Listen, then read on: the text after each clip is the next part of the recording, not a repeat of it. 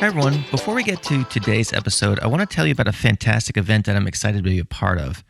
It's the first annual Tate Behavioral Conference, which will be held on October 25th in Springfield, Massachusetts. It'll feature presentations by podcast favorites like Megan Miller, Ryan O'Donnell, and Kim Behrens. And if you haven't seen Kim present, boy, are you missing something. You should check out this event just for that alone. I'll be doing my own talk as well, and we're going to close out the day with a live recording of a Behavioral Observations podcast episode with Dr. Kim herself. So for more information, go to behavioralobservations.com/Tate 2019. Springfield, Massachusetts is a short drive from many parts of the Northeast, so hope to see you there. All right. Having said all that, welcome to session 63 of the Behavioral Observations podcast. In today's episode, I'm thrilled to bring back Dr. Rick Kubina of Central Reach and the University of Pennsylvania. It's been quite a while since he was first on the podcast, so we spend the initial segment of the program catching up on some exciting things that he's been involved with. Specifically, we discuss his triumphant return to podcasting with his brand new show, ABA On Call. And we also discuss the acquisition of Lytx, the company he co-founded with Dave Stevens by Central Reach. We spend the most amount of time, however, discussing some really cool research projects that Rick has been involved with. You're really going to want to stay tuned to this part of the conversation because Rick talks about the application of precision teaching and measurement in very non-traditional settings. What types of settings do you ask? Well, you'll have to tune in to find out. But long story short, it's some really cool stuff. We also talk about CR Unite, which is a Central Reach users conference that's coming up in October. If you're a CR user, you may want to consider checking this event out so you can get the most out of this platform. And if you are listening to this podcast and you're wondering about how you can learn more about precision teaching, well, you're in luck because Rick and I round out the episode by discussing how to learn more about PT. Lastly, we have links to all the resources mentioned in this episode in the show notes, so head over to behavioralobservations.com to check those out. And I also want to mention that this episode is brought to you by howtoaba.com. Howtoaba.com is your go-to source for an online ABA community. Members get access to ABA resources and materials, monthly CEU events, and an online forum where they can collaborate with like-minded practitioners from around the world. For more information and to access over 40 free data sheets, visual supports, program descriptions, and more, go to howtoaba.com and click the free ABA materials and resources tab. Okay, I think that's enough for opening remarks. So without any further delay, please enjoy this fun conversation with Rick Kubina.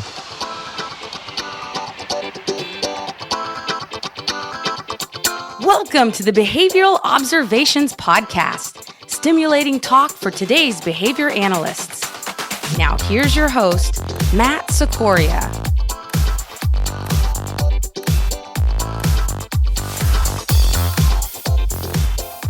Dr. Rick Kubina, welcome back to the Behavioral Observations podcast. Can you believe it's almost been 2 years since we recorded our original podcast way back in session 39? Matt, thanks for having me. And no, I cannot believe it's been 2 years. It's amazing. It went by in a blink of an eye for me, for sure. And so I thought it'd be fun to have you back on. A lot has happened in your life.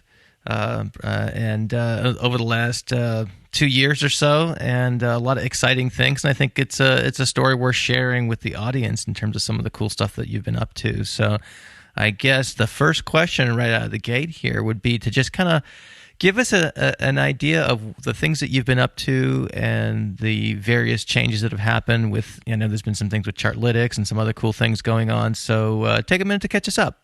Okay. I have three. I can boil this down to three rather big things that have happened that are good and certainly have consumed a lot of time.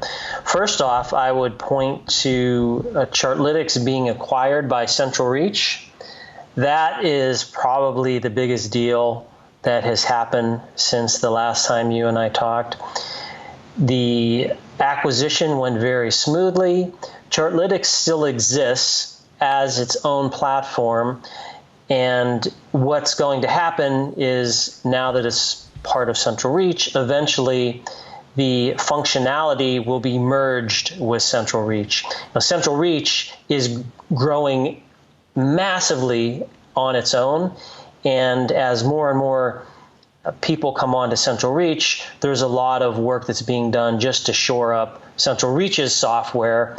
And our platform eventually is going to be integrated into a new clinical module. So very happy and pleased with how that all worked, and also equally delighted that the functionality and everything that we worked on, helping get precision teaching out there, superior measurement out there, that's going to continue. And what I'm most excited about is that that will be available to a larger segment of people. The other big thing I'd point to is I have finally published a book called the Precision Teaching Implementation Manual. I naively thought, this book will take 6 months. It took 2 years to get that thing done. And wow, what an experience it's been. I created all the graphics for that book. I sourced everything. It just took so much time, but it's a labor of love. And like all of us, when you really care about something and you're deeply involved in it, and it's something you want other people to know, you put that time in, and you dig deep, and you make sacrifices, and you give it the time. There we go. The Precision Teaching Right, I'm holding it right Manual. here in my hands, dear listener. So yes, it's a this podcast is not an infomercial for the book, but I should just, while we're on the topic here, if you sourced all the graphics for this, I'm just flipping through it right here. It's really, really well done. So congrats on getting that, and I can see why that took you so long. But I'm glad you did take the time to do it. So congratulations. Thank you for that. Third thing that I will talk about is there is a podcast now called ABA On Call. Part of being involved with Central Reach, they have a wonderful vision for, they're a company, and they want to sell their product and help behavior analysts do billing better, do scheduling better, run their businesses better, do clinical work better. But they also want to help spread the word about behavior analysis. And this is something that they are involved with. They are the funders of it, and it's been remarkable coming back into the podcasting world. Yeah, because you were one of the OG ABA podcasters way back before people even knew what podcasts were. I know at that point in time when the Precision Teaching podcast was available, I didn't even know what a podcast was. I didn't even have an iPod, so I don't know how you listen to them before an iPhone, quite honestly. But apparently it was a thing, and so it's cool to see you and Doug get back at it. So you guys are 4 episodes deep into your return to podcasting glory. So talk about some of the responses that you've gotten from it. We've received the nicest feedback. I love podcasting, and I'm sure everyone who's a listener also loves podcasts. There are so many podcasts out there, and you are the person that in behavior analysis, your podcast is just frankly remarkable. I'm not trying to be sycophantic here, but certainly all of the people that you have, all the content that you cover, it's wonderful.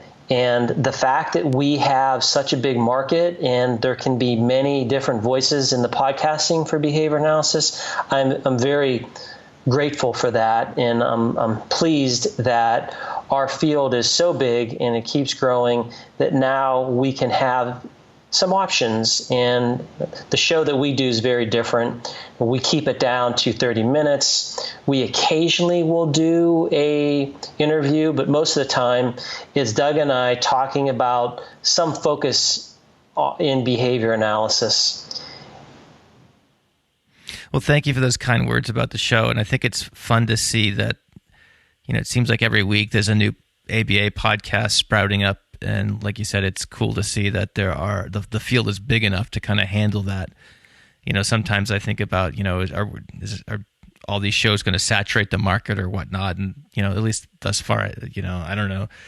These things are impossible to measure, so it's hard to know exactly. But, it seems like there's an appetite for it. And, someone doesn't like behavioral observations, they've got ABA on call, or, they've got, the controversial exchange or ABA inside track or what have you. So there's I think there's no shortage of listening options for those who are out there driving around between homes and clinics and things like that, spending absurd amount of time in our cars as we do as behavior analysts. So, right. We mentioned Doug a few times. For those who don't know Doug, why don't you just take a minute to explain who he is? Give him a little shout out here. Sure. Doug is my good colleague. He is at the University of Pittsburgh. He is in the special education program. Right now, they have an ABA master's program. He's the coordinator of that. Doug and I met way back when I was a doctoral student at Ohio State. He was working on his master's degree. This was the 90s. So Doug and I have known each other, it seems like, for a very long time. And through the years, he's been a close friend of mine. We have always talked about behavior analysis, and he's one of those people who's very easy to talk to, and having him as a podcast host is great because you have the people in your life that you like to talk behavior analysis with, and he's like that guy for me. And when we podcast, you'll notice that dynamic. We know each other so well. We're just talking live and things are coming out raw, and we're talking about whatever that particular topic is. Doug's very knowledgeable. He has had a number of his own doc students that are out there that are now professors at other universities, and we have a good time doing our thing. Yeah, it sure sounds that way when you listen to it. You guys can certainly riff off each other pretty easily, and that's something that obviously speaks to your level of familiarity with one another. So, let me say one other thing before you go on. Oh, sure. For those of you that want to look Doug up on social media and imagine what's on a friend, don't bother. He's one of those guys that is like, hey, I got a cell phone. That's all the technology I need. He's totally not into social media, so you won't find him on Facebook. He's not on LinkedIn. He's not on social media, but that's part of one of the reasons why we love him. I envy him. He probably has so much more. He must. Just think of some of the time that I waste, scrolling Instagram stories and things like that. It's like, wow, that'd be, I certainly look at my, the time use report on my phone sometimes in regret. So good for you, Doug, if you catch this show. So, and we'll put a link to the ABA on Call show page in the show notes today. So if it's a show that you're not familiar with, we will help you find it and download it and share it with friends and give it a rating and review in iTunes and all that fun stuff that we ask of our audiences as podcasters. So, all right. So let's move on here. You've got a couple of cool studies that I want to pick your brain about. And we've kind of grouped these into three categories. One is some studies talking about the use of the stuff that you're known for in applications outside of what we would call typical applied behavior analysis settings. Then you've got a study at a large ABA provider, and then some super, super nerdy line fitting stuff. So let's kind of take them in that order. So why don't you start with talking about some of the outside of the box applications that you've been involved in? Yeah, my love affair with behavior analysis started when I was an undergrad back in the mid 80s. And I remember when I was an undergrad, we had a couple behavior analysts. I went to Youngstown State University, which is in Ohio. And I gravitated to behavior analysis because I got it. Like, it made sense to me. Like, we had two kind of tracks going on. One was behavior analysis and the other was this cognitive track. And I got exposed to both of them. And the cognitive stuff was interesting to me, but the behavior and analytical stuff just spoke to me because I understood it. It made sense. And as I learned more about it, I was impressed with how this thing that we have can be applied to all human behavior. And a lot of people coming into the field, if you go to the BACB and you look at the areas of practice for our field, it's about 70% of people are doing autism or working with someone that has autism. And then, you look at the other roughly 30% of things that people do, and a lot of times people forget about those other things because it seems like the majority of the work that most people do is autism. And it is true. Roughly 7 out of 10 people are in the field somehow working with someone with autism. And there's nothing wrong with that. We are providing an incredible service. And in fact, I would dare say that behavior analysis is the best treatment option you can have for people with autism. I do that myself. In a minute, I'll talk about the study that I have. But I have a hard time saying no to people, and I have lots of interest in other things. And I have 2 studies which are outside of what many people do. And I am thrilled of where they are and where we're going. The first one that I'll talk about, and this is slated to start this fall. I've had starts and stops, but I have a colleague who is in Brooklyn. He is an orthopedic surgeon, very famous orthopedic surgeon at a very prestigious medical school. And he's one of these guys who found out about behavior analysis through all things, but he was a dog trainer. So he learned about behavior analysis. He learned about clicker training, and he was on NPR. There's a wonderful piece of him. His name is Martin Levy, and if you were to search his name, you could come to the NPR piece. But he talked in that piece about how do you apply behavior analysis to orthopedic surgeons. It turns out that in medical school, there's a lot of punishment that occurs. And the old guard, the way it would work is you're operating under these really punishing contingencies. If you don't do something, there's going to be a bad thing that happens if you don't do something. And he took behavior analysis and was like, hey, there's a better way. I've been doing these things with my dogs. I wonder if these training procedures would also work with people. And as you all know, the punchline here, of course it works, and it works spectacularly. And he found that the orthopedic surgeons had a much greater, higher degree of social validity. You can all equate to this. If you were working in a situation where there were all of these negative contingencies, whereas you're trying to do things to avoid these bad things happening, and then all of a sudden now these good things are happening and you're just going to feel better about yourself. Again, that's one of the things what's wonderful about the science of behavior. We're all about looking at making life better for people, maximizing positive reinforcement, and minimizing punishment in those types of procedures. So make a long story short, he also was interested in behavioral fluency, which happens to be something that I've spent a lot of time with. And what we're doing, I've been to the hospital a few times, and we've set this up, and we're going to look at working with surgeons and building their skills.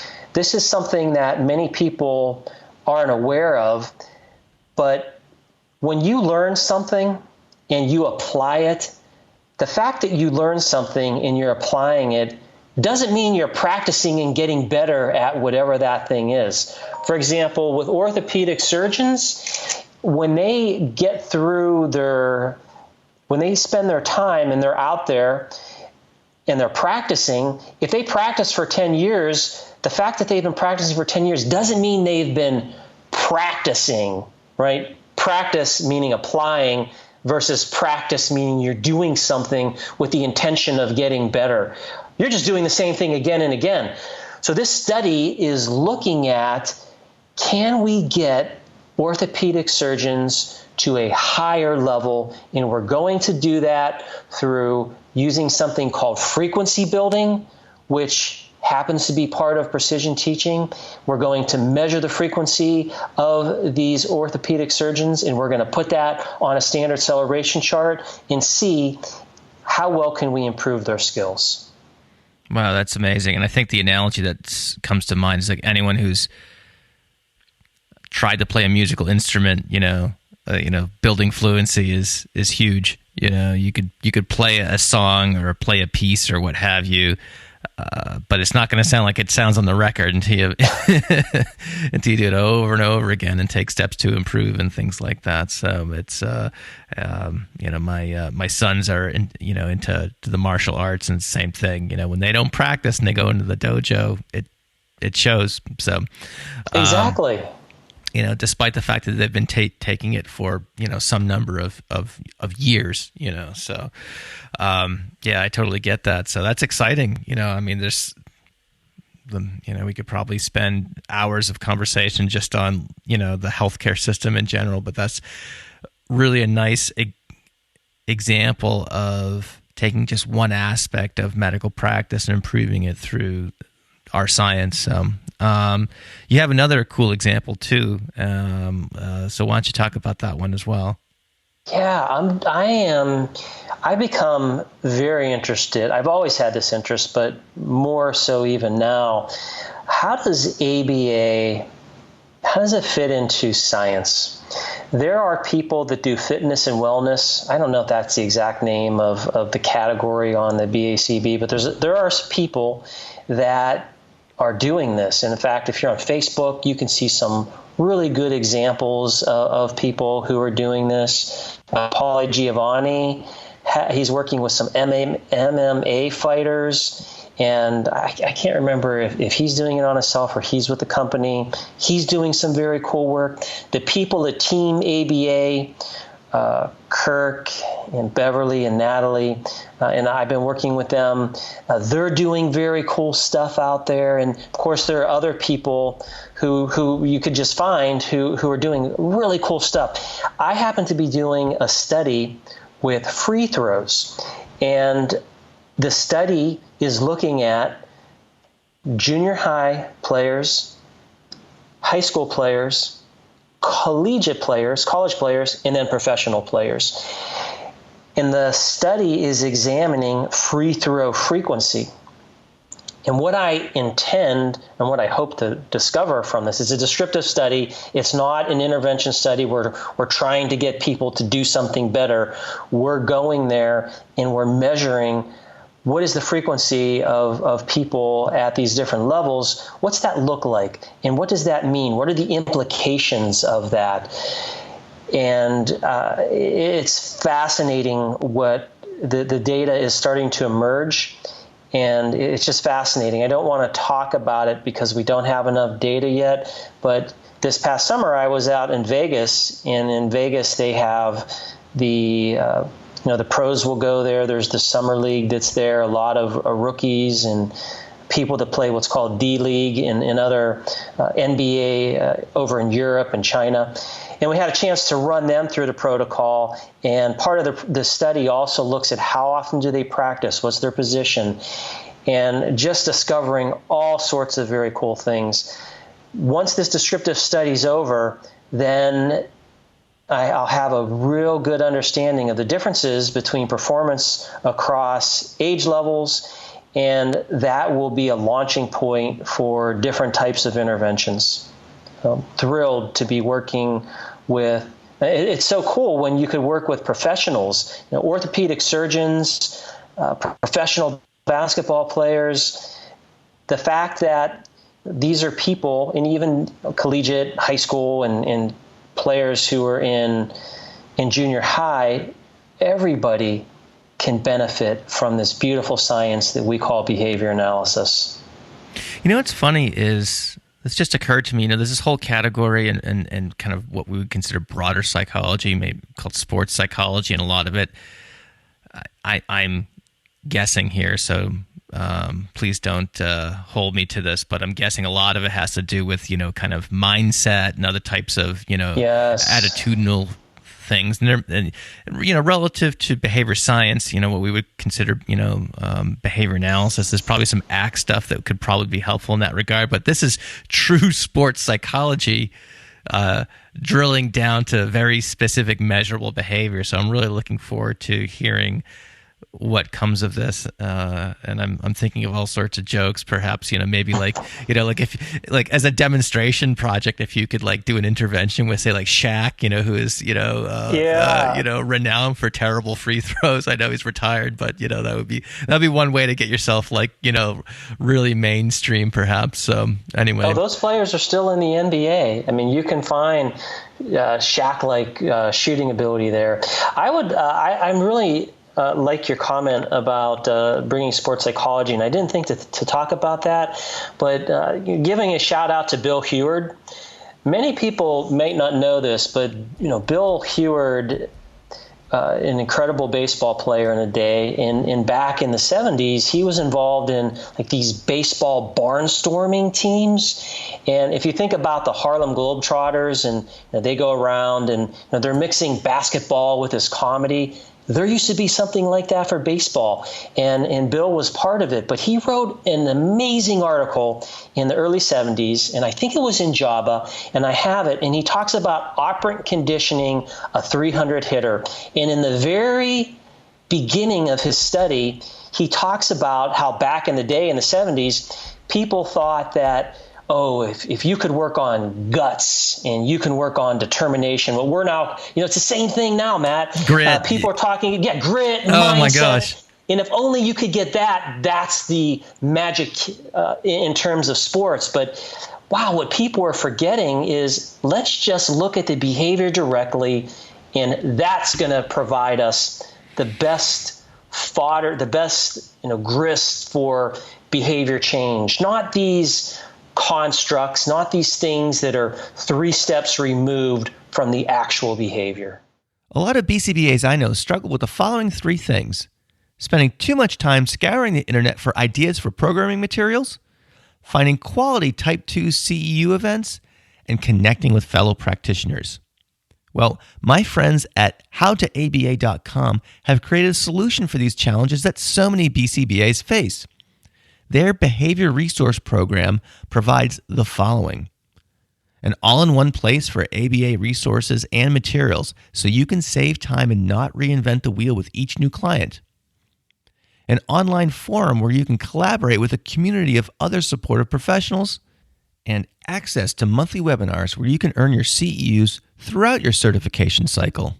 For more information on the Behavior Resource Program, head on over to howtoaba.com.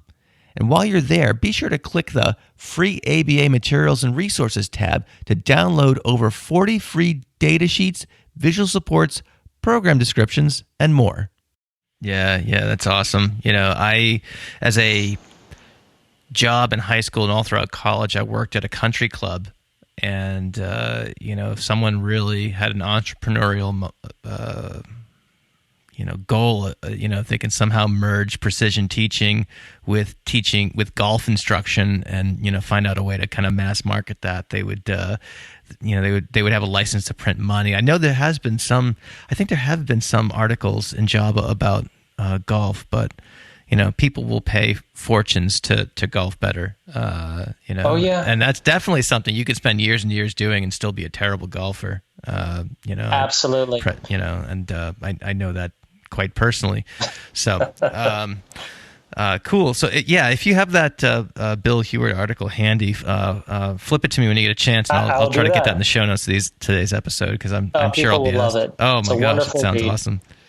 All right, and let's see. Wow, we're kind of going through a lot of cool stuff here. What else is going on research-wise? So this is all part of your director of research, kind of. that's your title at Central Reach, right? I mean, that's part of it. I still am a professor at Penn State, and part of my my research, it's great because working with Central Reach and working with Penn State, I'm doing the same. It's overlapping. The type of research that Central Reach would like me to do is, I'm so interested in tech and where that's going, and being able to do research from, it's just something that I love doing. So yeah, that's like license to play. Yeah, exactly. License to play, right. You mentioned earlier about another study that I conducted, and this is something that just wrapped up. And I worked with a service provider that's a very big name, and we're going to be publishing this. And I don't want to reveal names at this point because I don't know in terms of confidentiality and so forth when we go to publish this, how that's going to be if this provider is just listed anonymously and we just talk about what we did. But to give you the quick details, we took a number of behavior analysts. We did some random, it was an RCT, random controlled trial, and we put them in two conditions. One was ABA as usual, and two was ABA plus precision teaching. And we looked at what were the differences in terms of how many graphs did they look at per week, how many decisions did they make per week, and that comparison alone, the ABA group at the end of the study maybe looked at 200 graphs. This was across 6 months. And I can't remember how many decisions they made. Maybe it was a little more than that. Maybe for each graph that they made a decision. There's like 200. And then when you look at the precision teaching side, they looked at like 11,000. Well, no, they made 11,000 decisions. I can't remember how many graphs they looked at. Well, they would have been standard acceleration charts. But the differences were, it was the contrast was incredible. And what results occurred when you are supercharging behavior analysis. That's the way I look at it. This is, if you just do behavior analysis, you are doing great work and you're helping people. But as in every science, do we rest on our laurels and say, can it be made better? And of course, my response is yes, it can. And that's what I was setting out to do and look at exactly how much of an impact can be made. Now, what happened, now we're at the point of analyzing our data. We had a couple anomalies with the control group, and the plan was to compare the control group and also the intervention group on certain outcome measures, but I don't think that's going to happen. So I'm not going to talk about that data, but I will talk about what we discovered with the ABA precision teaching group. That may turn out to be what's called a quasi-experimental design. And a quasi-experimental design means you have a pre-test, you give people a post-test, and then you say, well, what happened as a result of that? And because you don't have a control group, you can't make claims to saying, if you do this, it's better. And we do have more decisions that are being made, an incredible amount. But again, just to, in full disclosure, because we don't have a control group for these other outcome measures, I can't conclude that if you have precision teaching to these measures, are you going to get these kinds of outcomes? Whereas maybe if you did ABA by itself, even though there are a lot more decisions being made, maybe you could produce those same outcomes. With that being said, yeah. Oh, I was just going to say that's a very kind of responsible disclosure. So thanks for adding that context. With that being said, looking at, we gave the intervention group the Vineland, and for those of you some of you may have experience with the Vineland, but this is a instrument that you would give to a parent, a teacher, or someone that knows the client very well. And you ask these questions and they give responses. And based off of that, you then get scores that you get a great composite score, which is this adaptive functioning score that they give you. But then it'll also be broken down into domains such as communication. What are some of the other things they have? Motoric behavior. These different categories. At any rate, the group that we worked with at the end of 6 months made 3.5 percentile point gain. Let me give everyone a little bit of background to what that means. There is a study out there where they looked at the application of behavior analysis and they compared it to eclectic studies. In the title of this article is Low Intensity ABA. Because by low intensity, they meant they were only getting 14 hours per week, and they did this for 2 years. Our numbers weren't too far off from that. We had about 16 hours a week when you factor in all of the people. So that would still fit the parameter of low intensity. That study that was done for 2 years had 0 points in terms of adaptive functioning. And we had 3.5 percentile point changes in 6 months. That's an incredible change, and it's something that I'm very pleased to see. Now, let me talk about that other study. When people do these group statistics, these group studies, one thing that study did show is they moved the needle even with low intensity ABA. That was just one of the things they looked at. The other thing that many people look at are intelligence scores and intelligence testing, and they move the needle there with low intensity ABA, and they had some other measures too. So it's not like the study concluded, even if you're doing 14 hours low intensity ABA, it's way better than the alternative, which are these eclectic types of methods. Sure. So the study and we had another measure called the ATEC, the Autism Treatment Evaluation Checklist. I think that's what that stands for. And that looks at the symptomology. And what we found after 6 months is we moved this group from moderate symptomology to mild symptomology. Wow.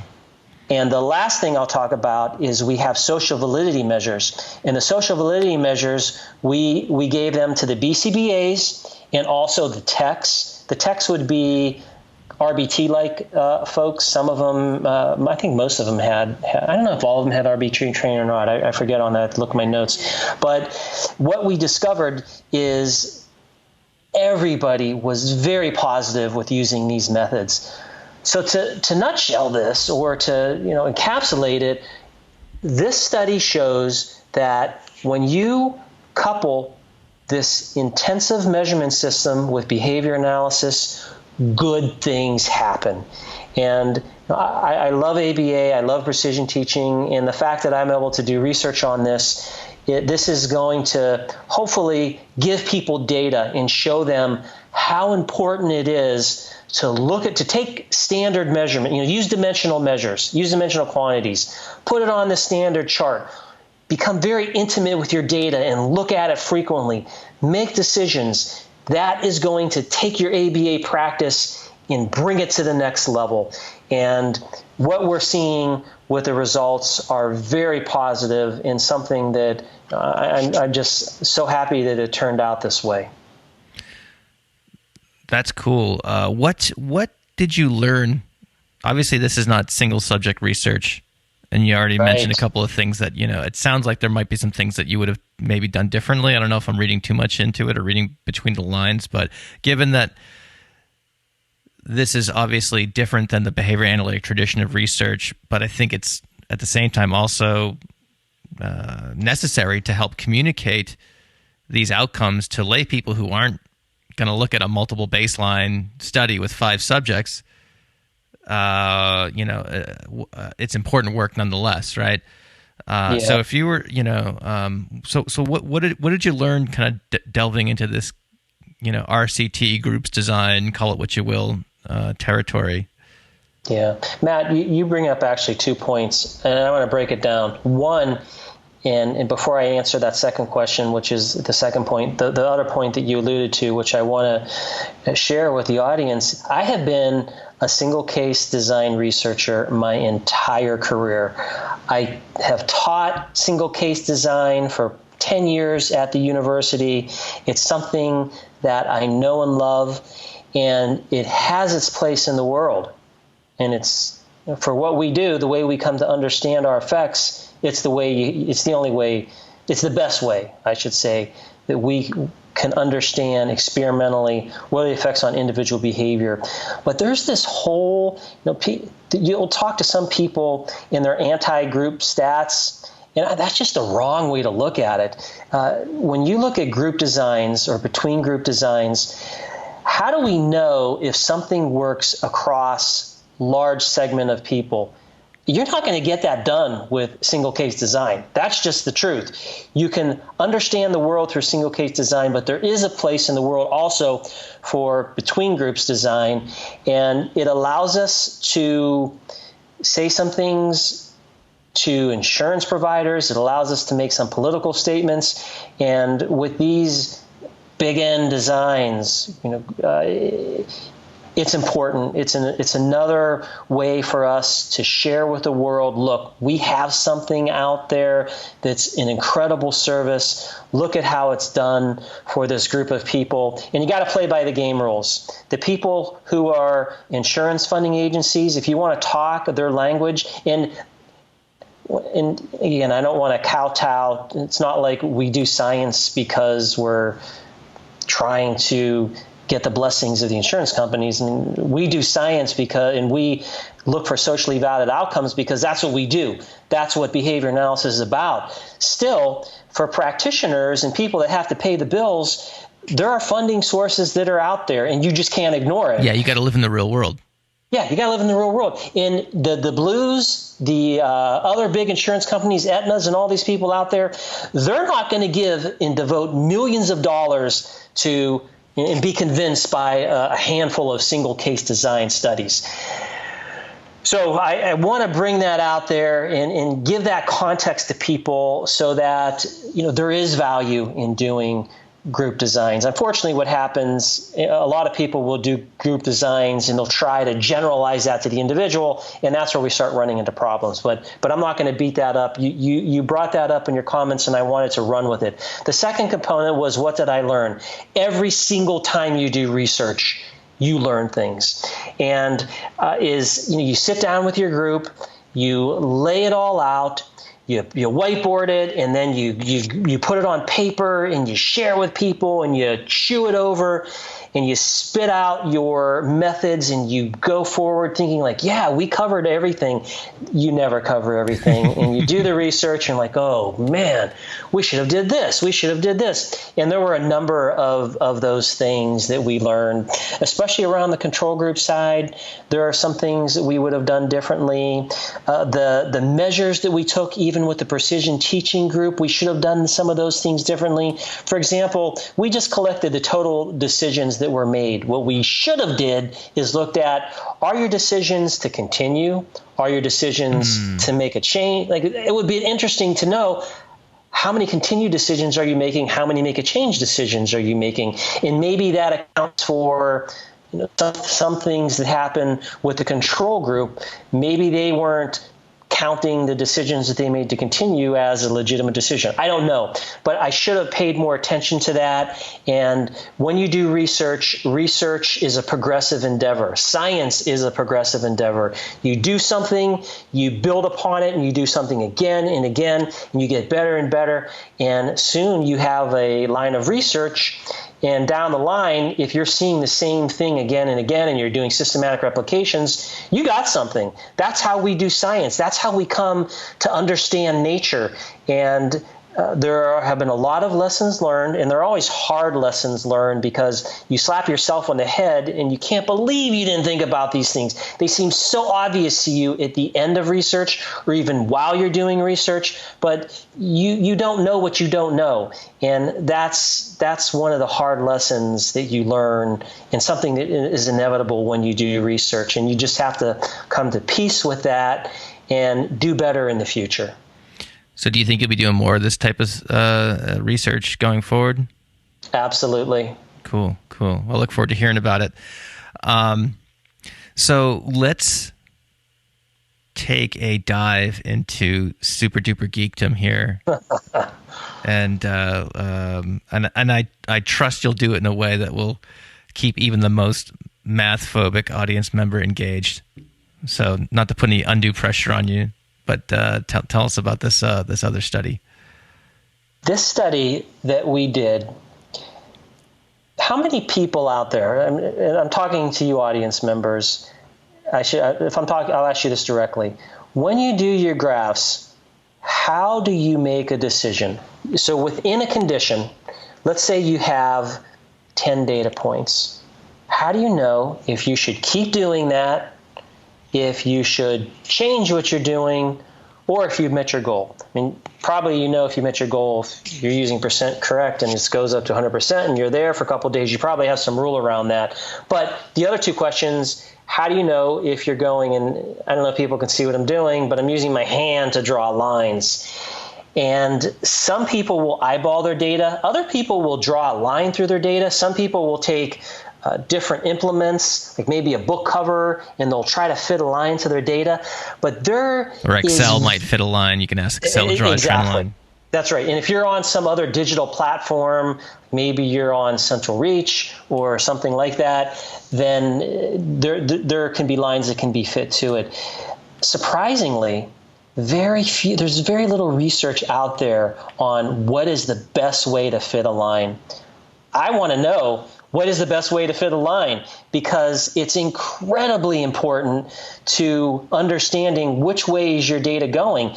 And if you fit a line to your data, and depending on the angle, that angle is going to impress upon you, if you're doing visual analysis, hey, this angle is very low, I'm not happy with it, I'm going to do something different. Versus, okay, this is an angle of sufficient, it has a sufficient trend, it is slope, the slope is sufficient, and I'm going to keep doing that. Well, if you have a line fitting that is producing radically different slopes, that's an issue.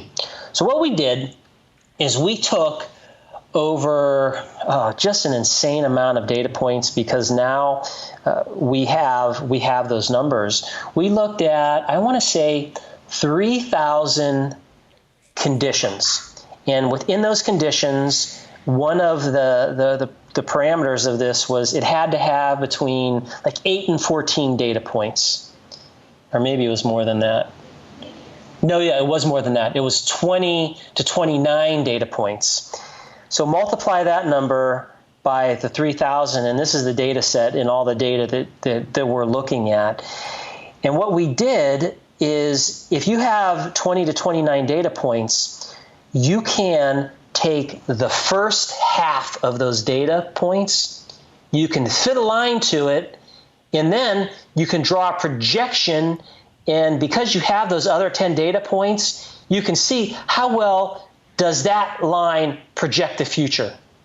So it's a really cool way of looking at which one of these line fitting methods can project your data. And line fitting is something that everybody should be doing. I don't know that everybody's doing it, because if you are on paper, what you're doing is you're either using what's called the freehand method, or it's called the focus method. And that's where you're eyeballing the data and you try to have an equal amount of data points on the top as in the bottom. That's one method. And I'm assuming if you're on paper, that's what the majority of people are doing. But what people do in research, and some people do this in practice, is they'll use the split middle or the quarter intersect method. And that is where you take half of the data and you split it in half, then you take that half and you split it in half, and then you take the median, and then you draw lines through it. So there's an actual formula for how you do it. And for years, it was suggested that quarter intersect method is the way everyone should be doing it. Well, it turns out that that's probably not true. And within our data set, we had that done to this massive amount of data. We used the quarter intersect data. And then we had these three other line fitting techniques, which I won't give you the names of them. Once this paper's out, you can read all about it. And there's some crazy sophisticated math that goes into each one of these ways of fitting the line. And there are preferred ways of fitting your line. And one of the things that one of the big take homes for me is, wow, we can actually come up with preferred ways of fitting lines to our data set. And if that's the case, if people need to be looking at these different ways of fitting the lines, then what that tells me is, and I've been saying this for a long time, and I'm not the only one saying it, the paper medium is dying. The whole world's moving to digital. And I suppose that's probably not controversial to most of the people who are involved with technology. If you're listening to a podcast, you've already embraced technology because you have a smartphone, you have a computer, you're doing these things. But there are a segment of people that are still clinging to the paper. That's not the way forward, Matt. And what this line fitting study is showing me is if we want people making really good decisions, we need to give them options. Maybe we need 10 different ways of looking at line fitting. We just looked at 4 ways of fitting a line, and maybe under certain conditions, one method is greater than another. That's some of the things we're looking at. If you have an outlier in your data, how does that affect the data set? So there's a lot to be done. And the fact that we are able to do this with a massive data set, and we'll be able to share that with people and show people that if you are doing single case design and you're looking at graphs and you want to make the best decision for your data right now to determine, should I continue, should I change, and what's going to happen in the future, the science tells us that there are ways that we should be doing that. And of course, there's not a lot of research out there. We just looked at 4 methods. There is so much more research that's going to be done here. So I don't want to leave everybody with an impression that, hey, here's the one thing that we should all be doing right now, because I don't have that data. But I can say, based off of this, it's going to shake things up, and it's going to show people that we need to be doing more line fitting, and probably things that we've used in the past, such as the quarter intersect method, aren't going to be the best way to move forward. Cool. Do you have a journal that you predict this will be published in, where people can keep an eye on, or are you? And if you're not, if you're not privy to say, then obviously I don't want to press you to do so. No, that's a great question. I've been looking at a number of different journals, and that question you ask is a really good one. And the answer is I don't know. I'm wondering if this is a JAB publication, or would JABA be interested in it? I mean, JABA is, they're looking for applied work, so I don't know that this is quite a fit for them, but it's very prominent. JAB, again, although that's basic, you got a lot of people that do quantitative stuff, so maybe they're interested. If not them, then maybe just some other journal that's maybe in psychology or somewhere where this could go. It's a great question. I am aggressively seeking in your audience members as I'm talking, and even you, Matt. If someone says, "Oh, wow, I know exactly where this should go," by all means, please email me or let us know, because I don't know that answer, and I've been as we write this up and get it closer to being submission ready, then I'll really have to consider where is this going to find a home. Interesting. I know I asked you this, I want to say a good couple of weeks ago when we did our kind of quick Facebook Live thing. So it's kind of a related question, just not necessarily related to this particular study, but just more generally your work. And the question is this, for those who didn't catch the Facebook Live. Will we see a standard acceleration chart published in Java at any time in the near future? I want to say yes. The trick to getting published in any journal, something especially prestigious as Java, is you got to convince the reviewers that what you're doing is worth sharing with the world. And I've talked with a number of the editors, and they'll tell you that too. The review board of Java if you were to look at everyone on that and you ask yourself, okay, how familiar are these people with using a standard acceleration chart? What would the answer be? Not very. Right. In fact, that's probably true for most people. So you have to do a kick-ass study, and you have to convince them that it must be shared on the chart. You have to explain what the metrics are. And when I publish a lot, and every time I publish, all my work is on the chart now. That hasn't been that hasn't been true for my whole career, but I'm to the point now where it is true. And I have to write a description of the chart. I have to write what these metrics mean, what this analysis means. And you can't have a 20-page results section. There's a balance that you have to strike. It's a challenge. And I know other people that are targeting Java specifically, and I have some articles that perhaps would be something that would be interested to that readership.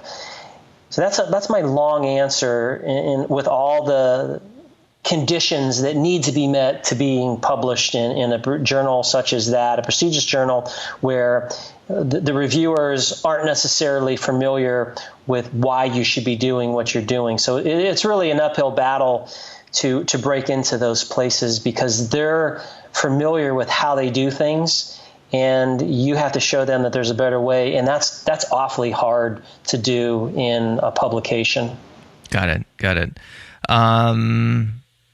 All right, a couple more questions here, and one is I guess it's related to what we're already talking about here, and I think you've heard me ask this question in a couple different contexts, but you're I think the last couple times I've seen you've been out at conferences and things like that, and I know you do get out and about in the field, and you're talking to everyday practitioners, and you're talking to ABA providers, large and small. So you might have your biases, but you also might have a good perspective of the following. And my question is this: do you see precision teaching in some sort of renaissance phase, if you will? And in other words, do you see an increased interest in it amongst the folks that you're interacting with? And of course, we can obviously put an asterisk there saying if people are seeking your counsel, oftentimes they've already bought into the program. So, but what putting that aside for a second, what's your take on the field as you're out, traveling around, meeting people, giving talks, etc.? Let's look at evidence. What evidence would suggest that there is a renaissance? I could point to a few things. Number one, there is a conference of people who are interested in precision teaching, and it's called the International Precision Teaching Conference. It happens to be this November. It's run every November, and this year it's going to be in St. Pete's Beach. So here's a plug to the Standard Acceleration Society, who happens to be who they're the people who sponsor it. But if any of you are interested, come to St. Pete. It's going to be amazing in November, and you're going to be surrounded by a passionate group of people who love measurement. And that's the thing with precision teachers. It's a group of people that they're so in love with this because they can do their job better. And who wouldn't want to tell the world, look, this is this thing I'm doing. It's amazing. I'm doing all these great things. Why aren't you doing it? And so that's kind of the passion that you get from people, because they want other people to know the joy and the productivity that they are experiencing. We're scientists, and if you have a scientific perspective, you should always be open-minded. You should be open-mindedly skeptical, which means you're never going to just buy things, wholesale, like, oh, this person's doing it, so I should do it. You always need to ask the hard questions. But you need to be open-minded, and if someone shares something that is effective, you should look at it and say, oh, what's going on here? I guess I'm going down this other path. Let me get back to I tend to sidetrack myself when I start talking about these things. Let me go back to the evidence. Precision teaching, the International Precision Teaching Conference, last year there were over 300, I think like 330. That's the biggest number of people ever. And that was held out in Seattle. So you had all of these people going to Seattle. It was an incredible vibe. And what absolutely was the astounding fact for me is there were so many students. When you start seeing that students are open to this and students are learning about it and doing it, that's how the fields shift. How many people who are entrenched in doing the things the way they do are going to all of a sudden get this message and change things? I mean, I'm hoping that could happen, but from many people that I work with, it's difficult for some people to shift their perspective. And I understand the reasons why. A behavior and analyst could talk about why that's the case, but we're not going to go down that path. But the fact that there are many people who are young and early on in their career that are using this, that is very positive. There are more publications that I'm seeing that are out there. That's another piece of evidence. You can find journals, not necessarily JABA or JAB, things that we might be looking at, but other behavioral journals and special education journals where you're seeing the chart is showing up. And that resurgence of these charts, that's probably not even a resurgence. That's probably a first time that's happened, where there are so many outside journals that are now starting to publish the chart. That's a piece of evidence that people should pay attention to that tells you something is going on here, and that is very positive. And so you have more people at the conference, you have more people, and then just looking at social media, you, Matt, have had a number of people who are luminaries in precision teaching that have talked, and these are colleagues of mine. They're out doing their own thing. They're making their own money. They're working with their own people. They're being wildly successful, and they're completely independent of me. I know who they are because they're so successful. And when people hear that message and they want to be part of it. And the last thing I would talk to, I guess this is the fourth thing, is businesses that are operating using these methods. I can't tell you how many people now are just doing their business, using the chart, making chart-based decisions. Once people do it and they see how much more efficient they can be, how they can produce better outcomes, you don't need to convince them. You don't need to, when I talk to people who aren't familiar with this or don't have experience, I need to paint a picture. I need to give them the positives, the glows, so that they might be attracted to this and say, that's something I want to explore. But people who are using software, people who are using this as part of their business and making money and getting success and having more people, and they have these long wait lists in the, well, of course, that might not be,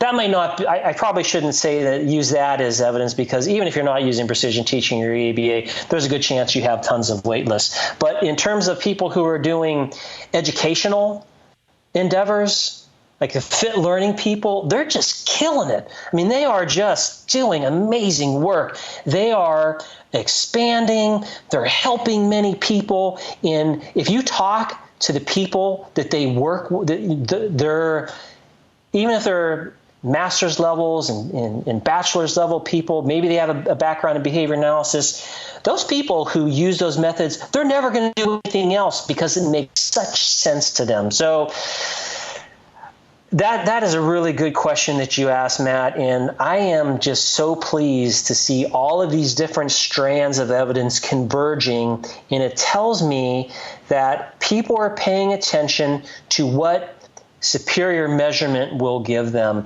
And here, this is my own personal thing. We started Lytx 4 years ago. As I mentioned to you earlier, it was acquired. Central Reach is a major provider, and they acquired us because they wanted to add this functionality to their software. So you have a major provider that recognizes this is something that many people should have access to. That's even yet another piece that tells me this is where we want to be. So many people out there might not be aware of this, but we talked about this the last time. I'm going to be on my pedestal for just 2 minutes here. Yeah, go for it. People always say, well, it's not on the task list, so I shouldn't pay attention to it. And I get that thought process because the BACB is an incredibly powerful organization. Many people have to get their license or their BACB, their certification, and many people have licensure, and the certification could play for that depending on what state you're in. But the fact that even though it's not on there presently, that should not be the deciding factor in your own personal life whether you should explore these tools. And using better measures, having a better vehicle to understand, it's the standard chart that is going to never change and is giving you a ratio view versus linear view. There's all these reasons, quantifying your data. There's all of these positive things that can happen. I really want to invite people who are new to this to look it up. There is a group on Facebook called the Standard Acceleration Society. Join that. Listen to people. There are other ways. Central Reach, the organization I'm at, we have something called the Central Reach Institute, and we just, there's so much free stuff that we're giving to people that you could learn about this and you could see what other folks are doing. And if you apply it, I'm going to tell you right now, if you understand how to do this, you're going to make better decisions. And that's not just, I can say that with conviction because it happens again and again and again. And just the way precision teaching is set up, if you're quantifying your data, you're going to make better decisions if you're not quantifying your data. You get that. So I hope that people will look this up and attend a conference, listen to some Matt, you have some other great speakers, as I said. Listen to some other podcast people episodes if you're new here, and consider what they're saying and allow that evidence to weigh on you. Give it a shot and see what you think. Because here's what you're gambling. Here's what you're saying. On the one hand, I do this thing and nothing happens. Okay. It's not like bad things going to happen. You're already looking at data. It's not like, I'm looking at data in a different platform. You're already looking at data. But what's the good thing that can happen? Your whole life and your whole practice of behavior analysis could be transformed through this measurement. So I think that the stakes, nothing bad happening versus an amazing thing that can happen, I wish everybody would take me up on that, because then we could move our profession and our science to, now that we have this information, it's established, what are some amazing things we can do with it? Okay, right. Off the pedestal. That's, I think you came in right around 2 minutes there, so maybe a little longer, but not well done. So, you mentioned the CR Institute, and so that's something we can link up in the show notes for today's episode also. So if people want to see more of that, then I'll try to get that in today's episode. Speaking of Central Reach, there's an event coming up in Las Vegas. I call it the Power Users event. I know that's not the wrong that's the wrong word for it. I like that. Power User event. It kind of sounds like Power Ranger. Yeah, these powers. That's right. You'd have to be the red one to keep with the brand, right? Oh, there we go. On the red power. For those who can't see this, Rick is in has a huge, the wall behind him is brick red, the color of Central Reach. Anywho, before I take this even further off track here, correct my misunderstanding of what this event is called and what it's all about and stuff like that. The event is a user conference. You may find this. Many organizations have conferences where they invite their users to it, and they talk about what's the latest thing going on with the software, what are some things happening in the future. The people get to network. User conferences are very cool things to have, and this is the first user conference for Central Reach. And Central Reach is growing and growing because what they provide, the services they provide, you ask the people who use it, and you don't have to listen to me. I'm part of the organization, but you can talk to people who are users and get their perspective. And getting everybody together and showing them what is the future, what's going to be. There's a group of wonderful speakers that are going to be there. Some people are speaking are from Central Reach. There are people outside of Central Reach that will also be talking at this conference. And I mean, Matt, between you and I love Vegas. I know you do. You know I do. I know I go out there 4 or 5 times a year. I just love it. This is going to be in Vegas. It's going to be held at the Cosmopolitan, which is an amazing hotel. There's going to be food there. There's going to be a bunch of people geeking out with behavior analysis and how does that intersect with software? How do we do things better? What's down the pike? Like the things that I'm going to be talking about, these would be the things that even outside of this user conference, when I do presentations other places, I'm going to be talking about these things. What happens when we all of a sudden start quantifying our data? What does that mean? Like, it's amazing where we're going in our field. And if you look outside of behavior analysis and you look at the term metrics and analytics, people are flocking to metrics and analytics. It's a multi-billion dollar industry in terms of analytics in sports, analytics in manufacturing, analytics in healthcare. And it's just a matter of time before analytics is going to pervade our science. So these are things that I'll talk about at the user conference and show people that if you have this trend line, guess what? You can also quantify that. Here's what those numbers mean. Oh, you have variability. I'll kind of show you there that variability. You can put lines that capture your variability. You could quantify that, and it means something. So there are those kinds of questions we're having. People will attend. There'll also be CEU credits. We all look for those kinds of events that we have. And user conferences are designed specifically for the user because when if you just have a conference in general like ABAI, I would assume many people here have been to ABI, or if you've been to a state conference, maybe you've been to your local state conference, you're bringing lots of people in and the content could be all over the place. But user conferences, that content's going to be much more narrow. And of course, because it's a user conference for Central Reach, it's going to surround Central Reach software and talk about things. Many people are practitioners that happen to be using the Central Reach software. So they'll talk about important things to them like billing. You got to get paid at the end of the day. What are some things that could make your life better? How could you be more productive with billing, scheduling? These are things, because I'm not a practitioner, I don't have to feel the pain of people who are in centers or who have home-based businesses, what it means to have to do effective scheduling. But I have good colleagues who do it, and I know people pull their hair out trying to figure out those basic things, because if you can't deploy your behavior analysts and your RBTs in an effective manner, you lose money, clients don't get the treat. There's just a whole cascading effect of negative things that happen. So at any rate, this user conference is going to bring that all together, and people will get together and talk about this. It'll be a great time.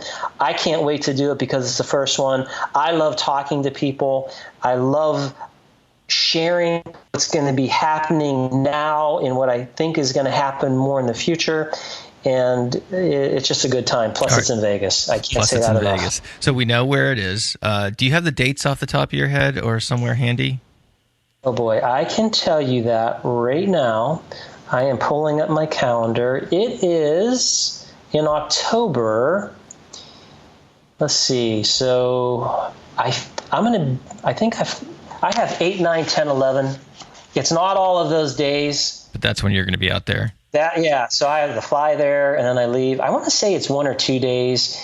I think it's the 9th and the 10th, or maybe it's the 10th. I can't remember, but we could put that in your show notes. Yeah, by the time someone hears that, I will have already explained this at the beginning of the episode. So I guess it's great. So I guess we're any other places while you have your calendar open, any other conferences, etc., that you'll be at. We can assume IPTC, but IPTC's coming up, and I have been so fortunate in the more you talk and the more you talk to different audiences, you start to get people, if you're talking about things that are interesting to them, they become interested in it. And I have a talk to them giving at Ohio State, and it's through the business college, and it's the Ohio State Risk Institute. And believe it or not, there is a whole thing in business where people deal with risk. And I'm going to be talking, I have a very tailored presentation, which I'll be talking about not just risk, but some other things about autism and behavior analysis. And I'm absolutely delighted. I doubt that many of the audience members would be attending that conference because, how would they hear about it? But that is a conference I'm very excited to present at, because now this is a whole group of people from business. There's no doubt I'll be the only behavior analyst there, and being able to talk to them about trends in special education and in behavior analysis and what we have to offer, that's on the agenda. So that's coming up. IPTC, as you mentioned, is coming up. And I have this is a plug that I could give. This September, I will be I'm doing a workshop with Amy Evans, my colleague. We'll be in Philadelphia. And that will happen where we have an intensive 2-day workshop, and we talk about precision teaching. So all the things that you and I have been talking about, we lay it out across 2 days, and we give people the evidence, and we let them decide, and then we also show them how to use it. So that's pretty much the big events that are happening for me, at least until the end of this year. Cool. Well, somehow I guess you managed to get it all done, which is very impressive. So what's also impressive, Rick, is your enthusiasm for this topic, and you're just a tireless champion for this stuff, and that's why it's always fun to have you on the show. So thanks for coming back and bringing us up to speed on what's going on with you and what's going on with all the cool stuff in measurement. Well, thank you for that compliment, Matt, and thanks for having me. I love your show, and I know everyone else does too. Thanks so much. All right, take care. Goodbye. Thank you for listening to the Behavioral Observations podcast with Matt Sikoria. You can find Matt's notes on this episode at www.behavioralobservations.com. We also invite you to stay connected with us on Facebook at facebook.com/behavioral observations and on Twitter at Behavior Podcast.